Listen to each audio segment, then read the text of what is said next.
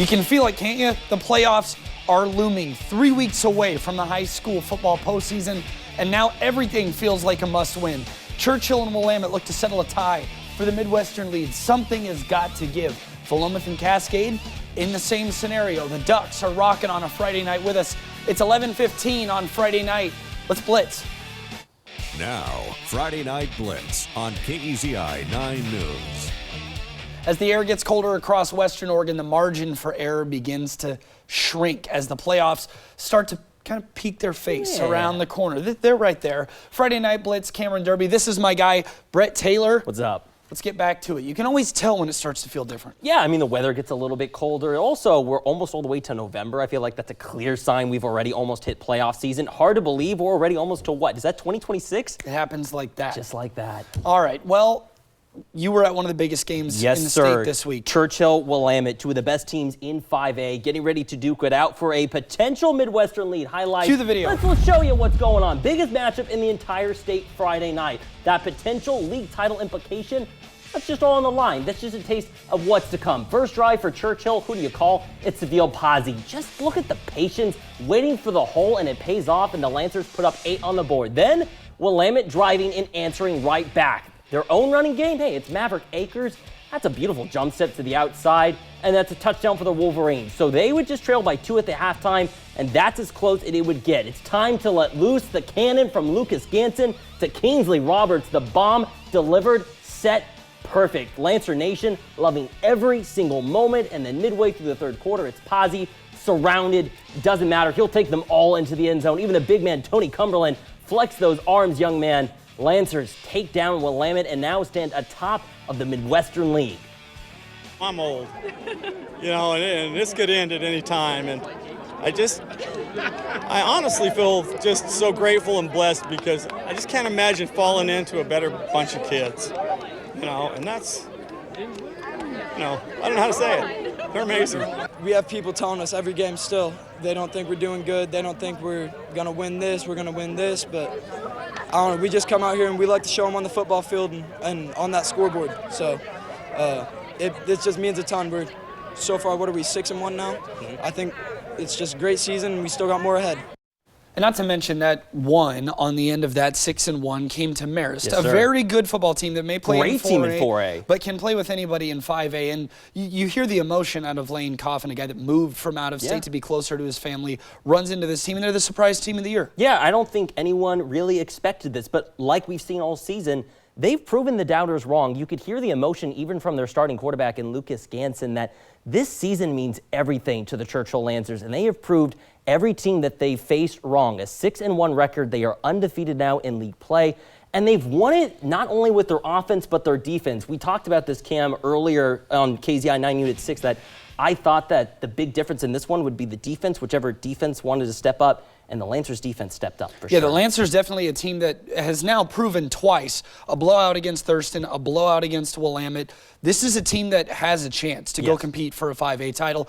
But if you're Willamette, you don't have to look at this thing like it's completely nothing now. I mean, we found out Willamette maybe hadn't been tested yet early this year. They play against a really good team. And this is something that you can learn from if you're the Willamette Wolverines. And Josh Line, a guy that's coached for the Sheldon Irish, I should say, he's a very experienced coach. Yes. I would expect him to get this thing right. They've still got one of the meanest defensive linemen in the state. There's no question about the talent that Willamette has, but it is a wake-up call. Again, I would consider this the first big challenge that the Wolverines have faced. Now they know what it's like.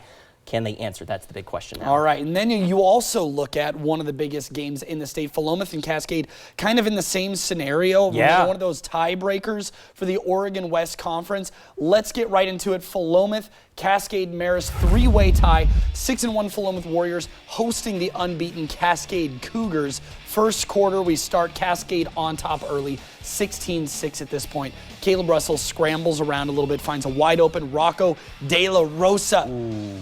He's going to do the rest himself. Brett, you couldn't catch him either, so we're not going to give the defense too much grief here. 6-12 now, Cougars still in front. Final moments of the first quarter. Cade Corson taking the shot to the end zone, but Warwick Bushnell is there to break it up. Just great pass defense there. Switch sides of the field. Second quarter, Corson looking end zone again. This time, he's got Charles McFerrin. Touchdown, Cougars. Cascade wins it big, 60-19 the final. Sheldon on the road at South Medford, Spiegelberg Stadium. Did it matter? No, wherever they are, the Irish offense has eaten this season. Why not eat a little more? Kelson Sperry deep to Brody Thomas, put 7 on the scoreboard. But look at this throw. Look at the pocket presence from Kelson Sperry. This is a college-looking play. Carrot Cato, 46-yard dime to put the Irish up 17-zip. Didn't get much better for the Panthers. Sheldon right back in the red zone. Quincy Peterson, fancy feet, breaking ankles. The Southside party ends tonight, apparently. Make that 7 straight for the Irish and another blowout, the final 45-10. I know that one hurt you just a little bit, Cam. How about homecoming at West Albany tonight? The Bulldogs hosting the Lebanon Warriors. This time I'll get the highlight rewrite. We pick things up in the second half. Bulldogs in front, 21-18. Caden Martiano can't find anybody, so what does he do? Why not just take it yourself? Makes a couple of guys miss. He's going to find his way into the end zone. Just a beautiful run. Even takes the hard hit.